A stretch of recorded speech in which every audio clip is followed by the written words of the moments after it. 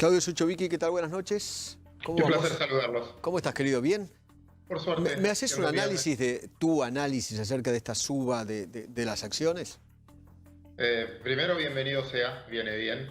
Segundo, lo explicó bien Willy, que son las expectativas de la mejora en la voluntad de arreglo de la Argentina en la última oferta que hizo. Hay un antecedente que se firmó el jueves, es que Ecuador salió del default, hizo una propuesta y tiene también a BlackRock como principal acreedor en este caso. La oferta de Ecuador terminó siendo cerca de 55, 56 y terminaron arreglando la mayoría en algo parecido, teniendo en cuenta que Ecuador tiene una situación macroeconómica, aunque ustedes no lo crean, bastante más débil que la Argentina en muchos términos, sobre todo en el tema social. Recuerden que ellos están completamente dolarizados, con lo cual no pudieron atender su condición social o su desastre social emitiendo dinero, aunque sea por contención.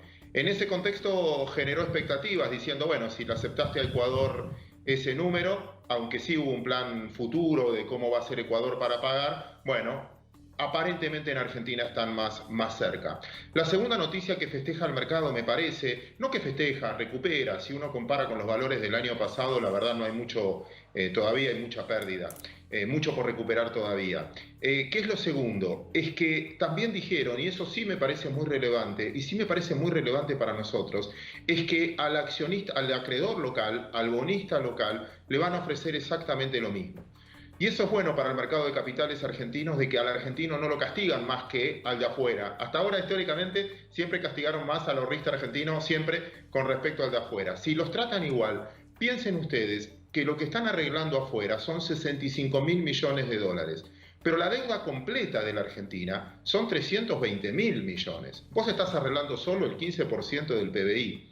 En bonistas locales hay cerca de otros 120.000 millones de dólares. Yo creo que ahí la aceptación va a ser completa, con lo cual el número global va a ser mucho más importante, aunque queden uno o dos afuera de la cancha en este caso. La discusión obviamente es con BlackRock. BlackRock tiene muchos intereses en Argentina, no solo la deuda, y supongo que de un lado especularán diciendo, bueno, te conviene aceptar porque te hace bien al resto de los intereses. Eso pensamos los que estamos en Argentina, y BlackRock debe decir lo que muy bien explicó Willy recién, que es, bueno, pero ayúdame legalmente, cosa que vos en 2 o 3 años, 4 años, no me vuelvas a defaultear. Estamos hablando de que ya estás reprogramando la deuda reprogramada en el 2005, ¿no? Sí. Contemos una cosa. Con lo cual, ¿Cuáles son esta cláusula de acción colectiva, cuál es el número de acreedores que tenés que juntar para imponer tu fuerza, es lo que también está en discusión de cara al futuro. Claudio, ¿cuáles son los intereses de BlackRock en la Argentina? Quizás no todo el mundo lo sepa.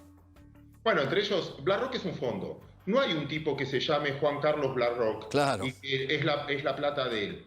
Por eso hay que entender, hay que ser empático con la posición de cada uno. ¿Por qué reaccionan como reaccionan?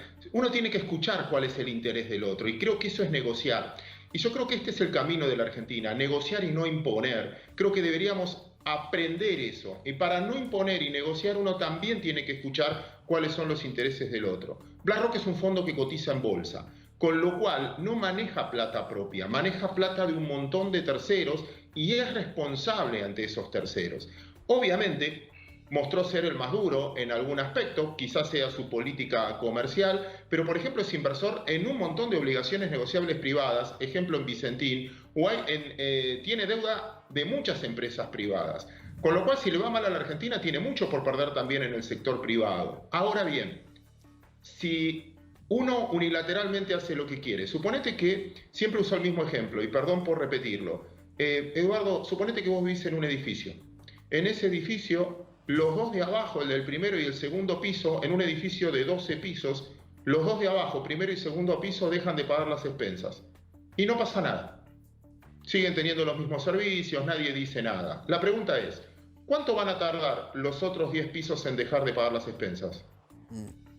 Sí, es cierto.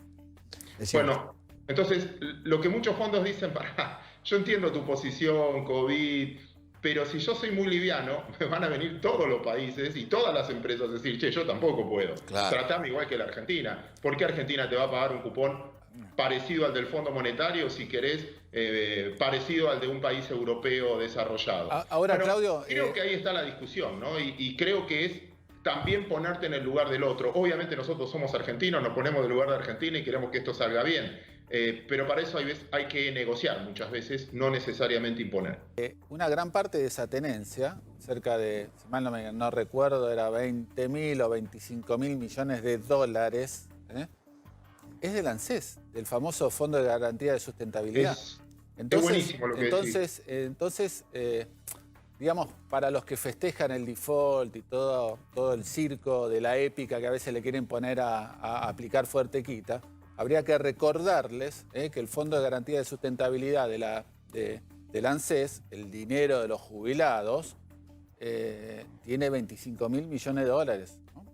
Muy bueno, Willy, muy buen punto. Por eso yo insisto siempre que deberíamos educar en ya no hablar más de deuda externa, es deuda pública, porque el tenedor de esa deuda es el público, global, y entre ellos los argentinos también. Repito, hay mucha más deuda dentro de la Argentina que fuera de la Argentina. ¿Quién tiene deuda argentina? El principal es el ANSES, quiere decir que atenta al Fondo de Garantía de Sustentabilidad. Es más, a todos los jubilados, toda la vida, cada vez que le ganaron un juicio al Estado, hay emisión de bonos que se llaman bonos previsionales, pre 1, pre 2, pre 3, pre 4, pre 5, y los jubilados no cobraban en plata, en su derecho, cobraban en un bono, con lo cual eran hasta inversores o acreedores forzados de la Argentina. Proveedores del Estado, aquel que le dio un servicio al Estado y no le pagaron. Se llaman bonos pro 1, pro 2, pro 3, creo que hay hasta el pro 16.